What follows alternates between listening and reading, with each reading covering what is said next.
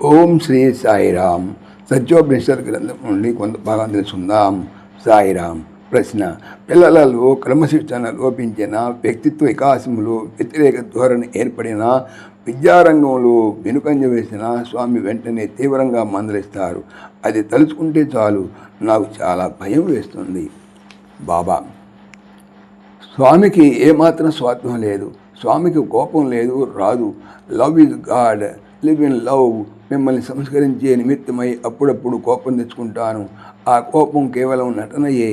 అది కూడా క్షణంలో మంచుగడ్డలా కరిగిపోతుంది. మీ ఇష్టాన్ని కోరేవాడు గురువు కాదు, మీ హితాన్ని కోరేవాడు గురువు. ఈ ప్రదేశమంతా ఒక వర్క్షాపు. చెడిపోయిన కార్లు రిపేర్ కోసం వర్క్షాపుకు వస్తాయి. వాటి నట్లు, బోల్ట్లు అన్నీ బిగించి చక్కగా రిపేర్ చేసి ఇవ్వాలి కదా. అలాగే ఇక్కడ చేరిన వారి లోపాలని, దోషాలని, బలహీనతల్ని పోగొట్టి సంస్కరించి చక్కని ఆదర్శవంతులుగా తీర్చిదిద్దాలి కదా. తప్పు చేసిన వెంటనే సవరించాలి, మందలించాలి. ఇనుము బాగా కాలినప్పుడు దాన్ని ఎలాగైనా వంచవచ్చును. అది మామూలుగా ఉన్నప్పుడు ఎంతటి బలవంతుడైనా దాన్ని వంచలేడు. అది బాగా వేడిగా ఉన్నప్పుడే దాన్ని సుత్తితో కొట్టాలి. అలాగే తప్పు చేసిన వెంటనే సరిచేయాలి.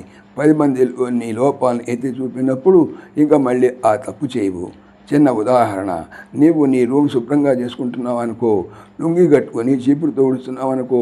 ఈలోగా నేను చూడటానికి ఎవరైనా వస్తే ఏం చేస్తావు? వెంటనే చీపురుని పక్కకు పడేసి డ్రెస్ మార్చుకుంటావు. దీని కారణం అభిమానం. కనుక నలుగురిలో దోషాలను ఎత్తి చూపినప్పుడు పిల్లలు భవిష్యత్తులో చాలా జాగ్రత్తగా ఉంటారు. ఇంతకీ వీరు బాగుపడితే నాకు వచ్చే లాభము లేదు, చెడిపోతే నష్టము లేదు. నేను ఆశించేది ఏదీ లేదు. మంచిగా ఉండి మంచి పేరు తెచ్చుకోవాలి. అది నా కోసం కాదు, మీకోసమే. సాయిరామ్.